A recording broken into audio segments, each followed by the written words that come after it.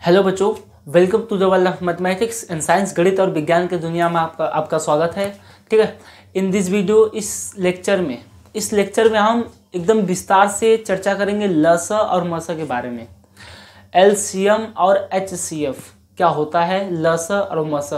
बहुत सारे बच्चों को मैंने पढ़ाया है और जब उनसे पूछो कि लस और मस का फुल फॉर्म क्या होता है, इसमें क्या फ़र्क है, तो कंफ्यूज हो जाते हैं। अगर वो बोलते कि मस मीन्स होता है महत्तम समापवर्तक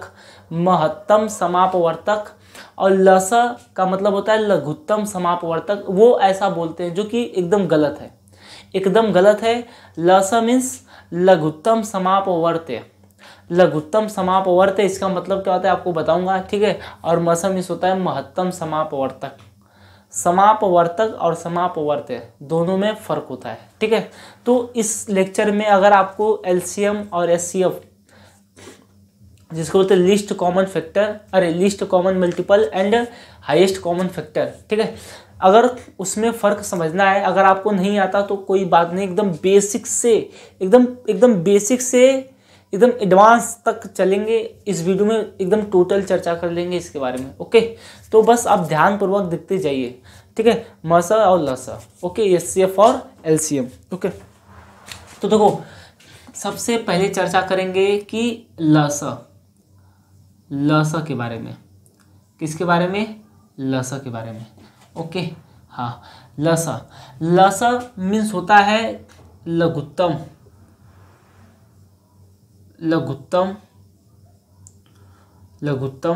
समापवर्त्य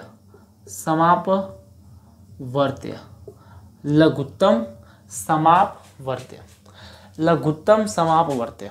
ओके, हाँ, क्वेश्चन भी करेंगे, प्रश्न भी करेंगे बस, लेकिन आप पहले एकदम डिटेल में क्या होता है, कैसे होता है, उसके बारे में जान लो, बेसिक चीज़ें।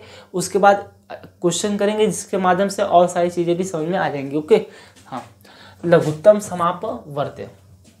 ठीक है, हाँ, और दो, और इसको इंग्लिश में बोलते हैं LCM। क्या बोलते हैं? LCM। एलसीएम का मीन्स होता है लिस्ट। क्या होता है? लिस्ट या लोवेस्ट। लिस्ट या लोवेस्ट। ठीक है, और सी से होता है कॉमन। ठीक है, और यम से होता है मल्टीपल। मल्टीपल। क्या होता है? मल्टीपल। ओके, तो देखो लघुत्तम मीन्स होता है कम से कम। ठीक है, मिनिमम, कम से कम, जो कि इंग्लिश में बोलते हैं लिस्ट या लोवेस्ट। क्या बोलते हैं? लिस्ट या लोवेस्ट।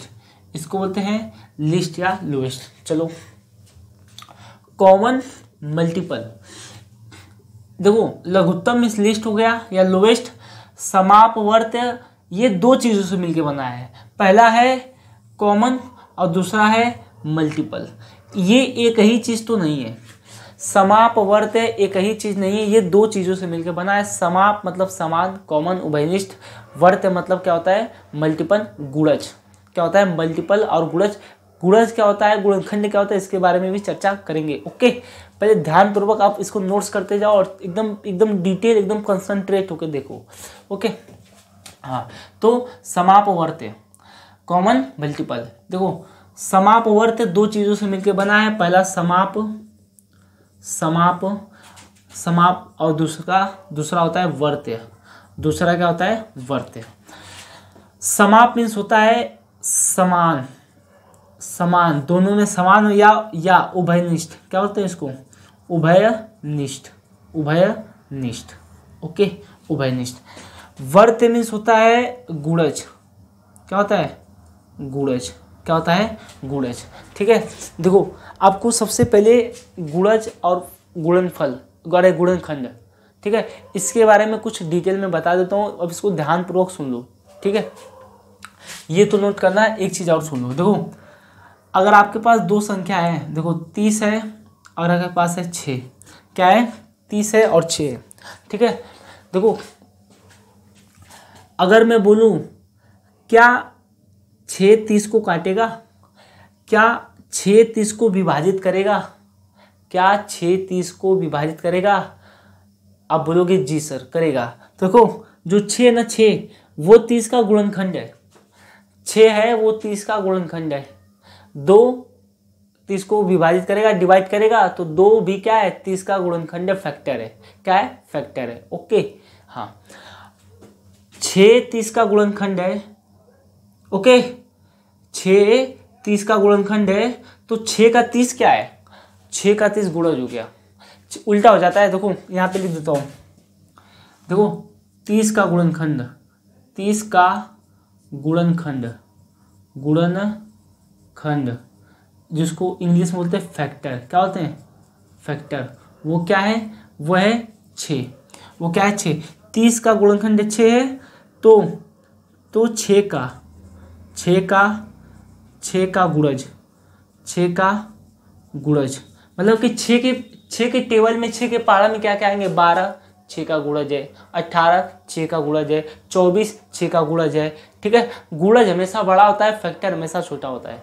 गुणज हमेशा बड़ा होता है, मल्टीपल हमेशा बड़ा होता है। देखो 6 और 30 दे दें तो 30 अगर बड़ा है तो ये गुणज है, 30 बड़ा है तो ये मल्टीपल है, और 6 छोटा है तो फैक्टर है, गुणनखंड है। ठीक है, गुणनखंड। और मेरे ख्याल से आपको गुणनखंड और गुणज में फ़र्क समझ में आ गया होगा। ठीक है हाँ, गुणज जिसको कहते हैं मल्टीपल। क्या है? मल्टीपल है। क्या है? मल्टीपल। 30 का गुणज 30 है, 6 का गुणज 30 है। ठीक है 30 है। ओके ये चीज़ें आप अच्छे से नोट कर लो। ओके इसको नोट करो, इसको नोट करो। ठीक है, अब यहाँ पे देखते हैं गुणज मीन्स होता है मल्टीपल। क्या होता है? मल्टीपल। Okay multiple. तो ये लसा, ठीक है, लसा का मतलब आपको समझाया जाए डिटेल में कि लसा मीन्स होता है लघुत्तम समापवर्त्य। लघुत्तम समापवर्त्य एलसीएम, जिसको होते हैं एलसीएम, लिस्ट कॉमन मल्टीपल या लोवेस्ट कॉमन मल्टीपल। ओके अब इसको नोट करो। ठीक है, ये सारी चीज़ नोट करो। अभी प्रश्न करेंगे तो एकदम अच्छे से आपको क्लियर हो जाएगा। ठीक है हाँ, अगर आपको मैथ को सीखना है तो सवालों से भी सीखो, बहुत सारी चीज़ें सवालों से एकदम क्लियर हो जाती है। ठीक है, बिन सवालों के मैथ अधूरा है दोस्त। ठीक ना, मेरे ख्याल से आपने इसको नोट कर लिया होगा। अगर आपने नोट नहीं किया तो वीडियो को पॉज करें, फिर नोट करें, फिर आगे देखें। ओके इसको मैं इरेज कर देता हूँ, इसको मैं इरेज कर देता हूँ।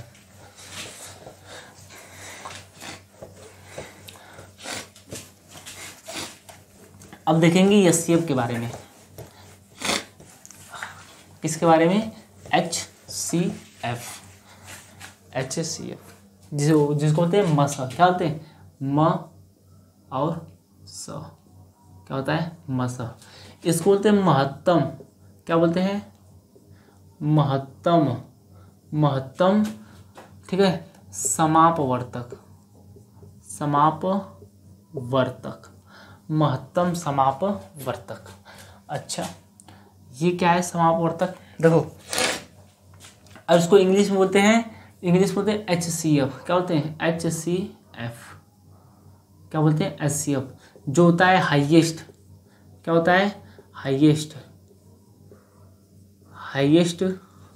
हाईएस्ट कॉमन, C से कॉमन और F से होता है फैक्टर। F से क्या होता है? फैक्टर। क्या होता है? फैक्टर। ओके हाँ फैक्टर। देखो महत्तम मीन्स होता है अधिक से अधिक, अधिक से अधिक। ठीक है, और हाईएस्ट को क्या बोलते हैं? महत्तम। इसका मतलब ये कि जो समापवर्तक है ये दो चीजों से मिलकर बना है, कॉमन और फैक्टर। ओके तो इसके बारे में चर्चा करेंगे, इसके बारे में समापवर्तक। ओके तो देखो समापवर्तक दो चीजों से मिलकर बना है, समाप और वर्तक। आपको बता चुका हूं कि समाप में होता है कॉमन। क्या होता है? कॉमन। समाप में होता है कॉमन। समाप मीन्स क्या होता है? कॉमन, उभयनिष्ठ। क्या होता है? उभयनिष्ठ, उभयनिष्ठ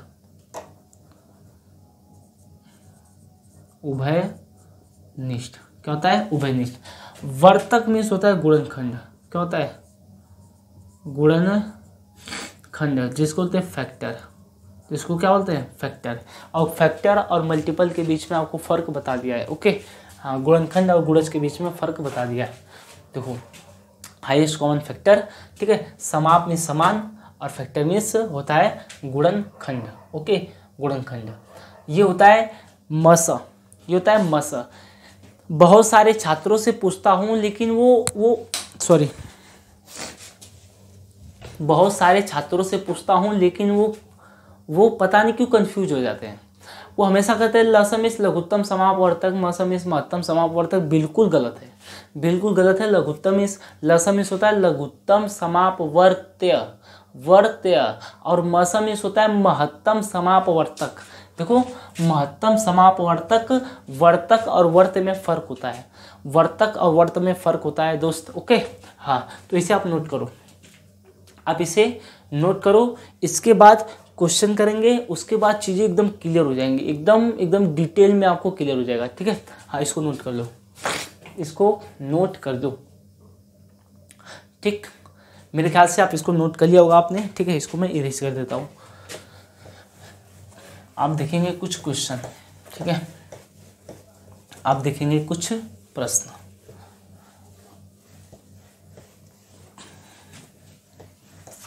देखो, प्रश्न कुछ यूं है कि पहले कुछ नॉर्मल प्रश्न लेते हैं, ठीक है। जैसे मैं पूछूं कि अगर आपसे 12 और 16 का HCF जिसको बोलते हैं मस, क्या बोलते हैं? मस तथा LCM जिसको बोलते हैं लस, जिसको क्या बोलते हैं? लस। ज्ञात कीजिए,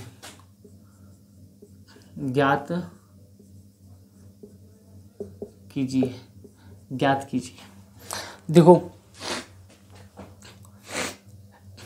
मस और लस ज्ञात दो तरीकों से कर सकते हो, एक तो सिखाया जाता है छोटे बच्चे को। अभाज्य गुणनखंड विधि का नाम आपने सुना होगा, अभाज्य गुणनखंड विधि, ठीक है, प्राइम फैक्टराइजेशन मेथड, उसके द्वारा आप इसको निकाल सकते हो। ये तो हो गया एक स्टेप बाय स्टेप। एक आप डायरेक्ट निकाल सकते हो, वो मैं आपको दोनों बताऊंगा, ठीक है। तो इसका देखते हैं सबसे पहले एक तरीके से, ठीक है, सॉल्यूशन, ठीक है। इसका भी देखेंगे दोनों तरीके से, ठीक है। तो मेथड नंबर वन, पहला तरीका अभाज्य गुणनखंड विधि। अभाज्य गुणनखंड विधि क्या होता है? देखो, सबसे पहले 12 का अभाज्य गुणनखंड कर लो। 12 किससे कटेगा? 2 से। 6 किससे कटेगा? 2 से। 3 1 से, ठीक है, 3 से कटेगा, तो ठीक है। और 16 का क्या होता है? 16 का देखो, 16 का 2 से कटेगा 8, 2 से कटेगा 4, 2 से कटेगा 2, 2 से कटेगा 1। तो देखो 12 को आप क्या लिख सकते हो? 2 गुणे 2 गुणे 3, ठीक है। आप 16 को क्या लिख सकते हो? 16 को लिख सकते हो 2 गुणे 2 गुणे 2 गुणे 2, 2 गुणे 2 गुणे 2 गुणे 2। अच्छा, अभाज्य गुणनखंड क्यों बोलते हैं? इस विधि को अभाज्य गुणनखंड क्यों बोलते हैं? चलो ये भी कुछ चर्चा कर लेते हैं। इस विधि को अभाज्य गुणनखंड क्यों कहते हैं? तो देखो, 12 एक भाज्य संख्या है। 12 क्या है? 12 एक भाज्य संख्या है। क्या है? भाज्य। क्या है? भाज्य, ठीक है, कंपोजिट नंबर। लेकिन इसका जब आप गुणनखंड करोगे वो हमेशा अभाज्य संख्या आएंगे। देखो, 2 अभाज्य है। क्या है? अभाज्य। क्या है? अभाज्य। 2 अभाज्य। 3 क्या है? अभाज्य। क्या है? अभाज्य, ठीक है। देखो, किसी भी भाज्य संख्या का अगर आप गुणनखंड करोगे तो वो हमेशा अभाज्य संख्या आएगी, इसलिए उसे बोलते हैं अभाज्य गुणनखंड। इसलिए क्या बोलते हैं? अभाज्य गुणनखंड। किसी भी संख्या का गुणनखंड करने पर वो संख्या अभाज्य संख्याएं आती है, जिससे उसको बोलते हैं अभाज्य गुणनखंड विधि। ये वो आपको बता रहा हूँ कि अभाज्य गुणनखंड विधि क्यों बोलते हैं, ठीक है। हाँ, तो देखो HCF जिसको बोलते हैं मस, क्या बोलते हैं, म और स, मस। वो क्या होता है, जो दोनों में कॉमन मिले, ये तो अभाज्य गुणनखंड विधि द्वारा बता रहा हूँ, एक आपको डायरेक्ट बताऊंगा, ठीक है। रुको अभी पहले नियम से करो, ठीक है। जो दोनों में कॉमन मिले, ध्यान से सुनो, जो दोनों में कॉमन मिले उसका गुणा कर दो, वो आपका HCF मस आपका आ जाएगा महत्तम समापवर्तक। देखो यहाँ पे 2 कॉमन है तो ये क्या, 2 गुणे क्या कॉमन है, 2 कॉमन है, ये हो गया 2, ठीक है। देखो और 3 कॉमन है, 3 इसमें नहीं है, इसमें है, ठीक है। वो कॉमन नहीं लेना, जो कॉमन आएगा उसको लिखना है एक बार। तो 2 गुणे 2, ये 4 क्या हो गया, ये 4 हो गया HCF, 4 हो गया HCF, ओके। अब देखो LCM जिसको बोलते हैं क्या, लस, क्या बोलते हैं, जिसको बोलते हैं ल और स, लस कितना होगा। देखो जो कॉमन है उसको भी एक बार लिखो, 2 गुणे, ये भी कॉमन है इसको लिखो 2 गुणे, जो नहीं कॉमन है उसको भी लिखो 3 गुणे, ये क्या है 2 गुणे, ये क्या है 2, 2 दूनी 4, 4 तई 12, 12 दूनी 24, 24 दूनी 48, क्या होता है 48, ठीक है। क्या हो गया 48 अपना आ गया लस, LCM, ठीक है। अब देखो एक होता है मेथड नंबर 2, ठीक है। इसके बाद एक प्रश्न और करेंगे, ठीक है। उसके बाद एक रिलेशन देखेंगे HCF और LCM दोनों संख्याओं में, उसके बाद अपना काम खत्म हो जाएगा, ठीक। हाँ, तो काम खत्म मीन्स अपना काम खत्म नहीं, अपना काम खत्म अभी नहीं होगा, अभी अपन 100 साल जिएंगे एकदम आराम से, ठीक है। 100 साल पढ़ाना बहुत है, काम खत्म मतलब इसका काम खत्म हो जाएगा, ठीक है। हाँ, तो मेथड नंबर 2 देखो, अपने पास है 12 है और 16 है, ठीक है। अब सुनो HCF जिसको बोलते हैं मस, क्या बोलते हैं मस, HCF महत्तम समापवर्तक, महत्तम मतलब अधिक से अधिक, समाप मतलब समान, वर्तक मतलब गुणनखंड, ठीक है। कौन सा ऐसा गुणनखंड है, कौन सी ऐसी संख्या है जो ज्यादा बड़ी से बड़ी, कौन सी बड़ी से बड़ी संख्या जो इन दोनों को काट दे। देखो इसको 2 भी काटेगा, ये भी काटेगा, ठीक है। लेकिन देखो उससे बड़ी कुछ है, उससे बड़ा है 4 एक ऐसी संख्या है, 4 एक ऐसी संख्या है जो 12 को भी काटेगा और 16 को भी काटेगा। 4 तई 12, 4 चौका 16, सबसे बड़ा क्या है 4, तो 4 हो गया अपना मस, 4 क्या हो गया मस, ठीक है। और अपना LCM क्या होता है, LCM ल और स, ये क्या होता है, लसम इस होता है लिस्ट कॉमन फैक्टर, लघुत्तम समापवर्त्य। कौन सी ऐसी संख्या है जो ये दोनों उसको काट देंगे, ये दोनों इसको काट देंगे, तो मसम इस इन दोनों को कौन काटेगा, कौन सी बड़ी से बड़ी संख्या है जो इन दोनों को काट दे, पूरी तरह विभाजित कर दे। कौन सी ऐसी, ध्यान से सुनो, कौन सी ऐसी संख्या है बड़ी से बड़ी जो इन दोनों को विभाजित कर दे, तो 4 क्या है 4 हो गया HCF मस, ओके। अब देखो LCM लघुत्तम समापवर्त, कौन सी लघुत्तम कम से कम, कौन सी ऐसी छोटी से छोटी कम से कम संख्या है जिसको ये दोनों काट दे, वो है देखो, वो क्या है 48 है, क्या है 48। देखो 12 चौक 48, 16 त्याई 48, 32 होता है 48, ओके। तो HCF मीन्स अगर अपने पास 2 संख्या है या 3 संख्या, कितनी भी संख्या ले लो, अगर 2 संख्या है तो HCF मीन्स होता है इन दोनों संख्याओं को कौन काटेगा, बड़ी से बड़ी कौन सी संख्या है जो इन दोनों को काट दे, वो क्या है 4, LCM मीन्स ये दोनों किसको काटेंगे, HCF मीन्स इन दोनों को कौन काटेगा, LCM मीन्स ये दोनों किसको काटेंगे। मेरे ख्याल से आपको महसूस हो रहा होगा। देखो HCF मतलब इन संख्या को कौन काटेगा, बड़ी से बड़ी, हाईएस्ट कॉमन फैक्टर, बड़ी हाईएस्ट बड़ी से बड़ी कौन सी संख्या है जो इन दोनों को काट दे, इन दोनों को, तो वो हो जाएगा, क्या हो जाएगा, HCF। वो क्या हो जाएगा, HCF। जैसे इसमें 4 है, 4 दोनों को काट देगा। एलसीएम लीस्ट कॉमन मल्टीपल, लघुत्तम समापवर्त्य, कौन सी ऐसी संख्या है, कौन सी ऐसी छोटी से छोटी संख्या है जिसको ये दोनों काट देंगे। एचसीएफ मीन्स इसको कौन काटेगा, इन दोनों को। एचसीएफ मीन्स इन दोनों को कौन काटेगा। एलसीएम मीन्स ये दोनों किसको काटेंगे, ठीक है। तो ये एलसीएम कितना हो जाएगा, 48। 48 देखो ये दोनों मिलकर 48 को काट देंगे, और ये इन दोनों को कौन काटेगा, इन दोनों काटेगा 4। तो 4 अपना हो गया HCF, 4 हो गया अपना HCF। मेरे ख्याल से आपको समझ में आ गया होगा। एक एग्जांपल और कर लेते हैं, उसके बाद अपना चीज़ एकदम क्या हो जाएगा, एकदम क्लियर हो जाएगा, ठीक है। तो इसको आप इसको नोट कर सकते हो, ठीक है। इसको मैं इरेज कर देता हूँ, क्या कर देता हूँ, इरेज, ठीक। हाँ देखो चीज़ें बहुत आसान है दोस्त, चीज़ें बहुत आसान है, चीज़ें बहुत आसान है, ओके। हाँ तो देखो अब अपन ले लेते हैं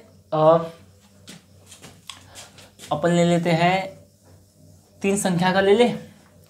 चलो 3 संख्या का ले लो, 3 संख्या लोगे, ले लो। अपने पास है 6, अपने पास है 6, ठीक है। अपने पास है 9, और अपने पास है 12 ले लो, क्या ले लो, 12, ओके। 9, 6, 9, 12 का एचसीएफ और एलसीएम ज्ञात करना है। पहले देखेंगे पहला मेथड से, फिर देखेंगे दूसरा मेथड से, ठीक है। तो method number 1 prime factorisation method, अभाज्य गुणनखंड विधि, ठीक है। अभाज्य गुणनखंड विधि में पहले इसका अभाज्य गुणनखंड करो तो 6 को क्या लिख सकते हो, 6 को लिख सकते हो 2 × 3। 9 को क्या लिख सकते हो, 3 × 3। 12 को क्या लिख सकते हो, 2 × 3, देखो लिख सकते हो। चलो अब देखेंगे HCF। देखो जो कामन मिले, देखो कामन क्या मिल रहा है, 3, क्या मिल रहा है, 3 कामन मिल रहा है, तो अपना हो जाएगा वो HCF, जिसको बोलते हैं मस, क्या बोलते हैं मस, वो कितना हो जाएगा, 3। और एलसीएम क्या होता है, लस, एलसीएम क्या होता है, लस। जो कामन मिले उसको भी लिखो, 3 कामन मिला, जो नहीं मिले उसको भी लिखो, ठीक है। तो ये जाएगा 3 × 2, ठीक है। ये भी नहीं मिल रहा है तो इसको भी लिखो, ये भी नहीं मिल रहा है उसको भी लिखो, ये भी नहीं मिल रहा है उसको भी लिख लो, ठीक है। तो 3 दूनी 6, 6 त्रिक 18। अच्छा हाँ एक देखो यहाँ पे एक चीज़ समझो, ठीक है। देखो ये 3 में कामन मिल रहा है, उसको लिखो एक बार, ठीक है। और देखो ये जो 2 है, ये देखो 2 में कामन है, इसमें भी 2 है, इसमें भी 2 है। जरूरी नहीं कि तीनों में 2 हो तभी कामन हो। अगर 3 संख्याओं का निकाल रहे हो और वो अगर 2 में भी कामन है तो उसको एक बार लिखेंगे, अगर वो संख्या 2 में भी कामन है तो उसको भी एक बार लिखेंगे। चाहे 3 में कामन मिले चाहे 2 में कामन मिले, उसको एक बार ही लिखना है, ठीक है। तो देखो यहाँ पर भी 2, यहाँ पर भी 2, उसको एक बार लिखो, ठीक है। यहाँ पे 3, उसको एक बार लिखो, यहाँ पे 2, उसको एक बार लिखो। देखो 3 दूनी 6, 6 त्रिक 18, 18 दूनी 36, कितना आएगा 36, ठीक है 36। तो ये 3 आ गया आपका एचसीएफ और 36 आ गया एलसीएम। आप देखें मेथड नंबर 2 डायरेक्ट, ठीक है, डायरेक्ट ये मुझे बहुत पसंद है, ठीक है। हाँ तो देखो HCF देखो कौन सी ऐसी संख्या है जो 6, 9, 12 तीनों को काट दे। 3 दूनी 6, 3 त्रिक 9, 3 चौक 12, तो ये सिर्फ कितना हो गया 3, कितना हो गया 3। अच्छा एलसीएम कौन सी ऐसी संख्या है छोटी जो ये तीनों मिलके उसको काट देंगे। आगे किसे काटेंगे, 36 को, 6 छक्का 36, 9 चौका 36, 12 तेईस 36, तो अपना 36 क्या हो गया एलसीएम, 36 क्या हो गया एलसीएम। आई होप आपको अच्छे से क्लियर हो रहा होगा, हो गया होगा, ठीक है। तो आप इसको नोट कर लो। इसके बाद एक चीज़ और देख लेते हैं, ठीक है। उसके बाद अपना ये टॉपिक यहाँ पे समाप्त हो जाएगा, समाप्त, ठीक हो जाएगा। ओके, हाँ,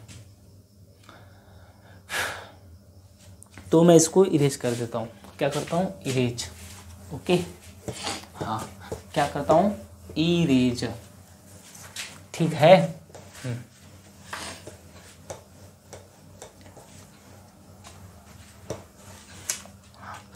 देखो, अगर आपको एक क्वेश्चन दूँ, ठीक है, मैं बोल रहा हूँ कि दो संख्याएं हैं, 10 है और 15 है, 10 है और 15 है, 10 और 15 का 10 और 15 का HCF दिया है। कितना दिया है? 5। तो LCM कितना होगा? LCM कितना होगा? देखो, दो संख्याएं हैं, उसका या तो HCF दे देगा या तो LCM दे देगा। तो अगर LCM दे दिया तो HCF पूछेगा, HCF दे दिया तो LCM पूछेगा। ठीक है, हाँ। तो देखो, इसको मान लो A और इसको मान लो B। तो देखो, नोट करना, ठीक है। अगर दो संख्याएं दी हुई है, मान लो A है और B है, ठीक है। अगर उसका एक संख्या दिया है तो देखो, एक बात पहले आपको देखो, अपन ने निकाला था 12 और 6 का। देखो, 12 और 6 का पहले HCF निकालो। 12 और 3 का निकालना है, 12 का निकालो, फिर आप निकालो 9 का। किसका निकालो? 9 का। ठीक है, हाँ, 9 का निकालो HCF। देखो, 12 और 9 का HCF कितना? कौन सी ऐसी संख्या जो इन दोनों को काट दे? 3। क्या है? 3। बड़ी से बड़ी संख्या क्या है? 3। 3 3 9, 3 4 12। ओके, HCF कौन सी ऐसी संख्या है? अरे सॉरी, LCM कौन सी ऐसी छोटी से छोटी संख्या है जो ये दोनों मिलके उसे काट देंगे? HCF इसे कौन काटेगा? HCF। ये दोनों किसको काटेंगे? LCM। तो 12 और 9 किसको काटेंगे? 36 को। किसको काटेंगे? 36 को। 36 LCM हो जाएगा। तो देखो, ये संख्या अपने पास संख्या क्या था? 9 और 12। ठीक है, अपने पास संख्या क्या आ गया? LCM HCF। अपने पास LCM और HCF आ गया 3 और 36। कितना है? 3 और 36। जब आप इन दोनों संख्याओं, जो दी हुई संख्या है, उनका गुणा करोगे और जो अपने पास LCM और HCF आया है उसका गुणा करोगे तो दोनों आपस में क्या होते हैं? बराबर। ये दोनों आपस में क्या होते हैं? बराबर। दी हुई दोनों संख्याओं का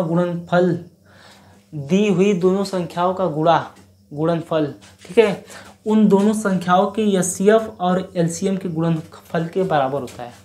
उन दोनों के HCF और LCM के गुणनफल के बराबर होता है। यही फॉर्मूला है। अगर दो संख्याएं हैं अपने पास, ठीक है, अपने पास, इसको यहाँ पे नोट करना, अगर अपने पास दो संख्याएं हैं A और B, तो इनका जब गुणनफल करोगे ये किसके बराबर रहेगा? ये HCF ऑफ AB का HCF गुणे और वही LCM किसका? AB का, LCM A और B का। ठीक है, AB का LCM, ये दोनों संख्याओं के LCM निकाले और इन दोनों संख्याओं का HCF निकाले। जब उसका गुणनफल किए, उसका गुणा किए, तो उन दोनों संख्याओं के गुणा के क्या होगा? बराबर होगा। क्या होगा? बराबर होगा। ये फॉर्मूला है। ठीक है, यही फॉर्मूला है। ठीक है, ये फॉर्मूला है।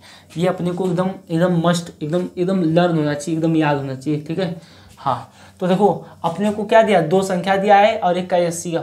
अपने पास ये दिया है और HCF ये दिया है, ये पूछ रहा है। तो मान रख दो, A का मान 10 गुणे B का मान 15 बराबर HCF कितना दिया है? 5 गुणे LCM किसका? LCM ऑफ A और B का। तो देखो, ये कटेगा, 5 तिहाई 15 और 10 तिहाई 30। कितना हो गया? 30। क्या गया? LCM किसका? A का और B का। A का B का LCM आ गया। तो इन दोनों संख्याओं को कौन काटेगा? 5 HCF। ये दोनों संख्याएं किसे काटेगी? 10 किसे काटेगा? 15 किसे काटेगा? कम से कम 30। 10 33, 15 दूनी 30, LCM आ गया। और ये अपना आ गया LCM, अपने निकाल लिया। तो ये कुछ कॉन्सेप्ट था LCM और HCF का। LCM और HCF का मुझे विश्वास है, मैं 100% श्योर हूँ कि श्योर हूँ कि आपको ये चीज़ें एकदम कॉन्सेप्ट समझ में आ गया होगा। ठीक है, तो आप ऐसे ही हंसते रहिए और मुस्कुराते रहिए। ठीक है, इस चैनल पे दोबारा विजिट जरूर करें अगर ये वीडियो आपको अच्छा लगा। ऐसे ही और अच्छी चीज़ जानने के लिए इस चैनल पर आते रहिए, अपने प्यार को लुटाते रहिए। ठीक है, तो वीडियो को पूरा देखने के लिए धन्यवाद। नोट्स को बनाते जाएं। ठीक है, चीज़ों को समझिए, रट्टा नहीं मारना है दोस्त। दो प्रकार के लोग होते हैं, एक इतिहास को रटते हैं, क्या होगा, रट्टा मारते हैं उसको, और एक इतिहास रचते हैं। आपको इतिहास रटना है या आपको इतिहास रचना है, ये आपकी इच्छा है। इस चैनल पे आने के लिए आपका धन्यवाद। Thank you.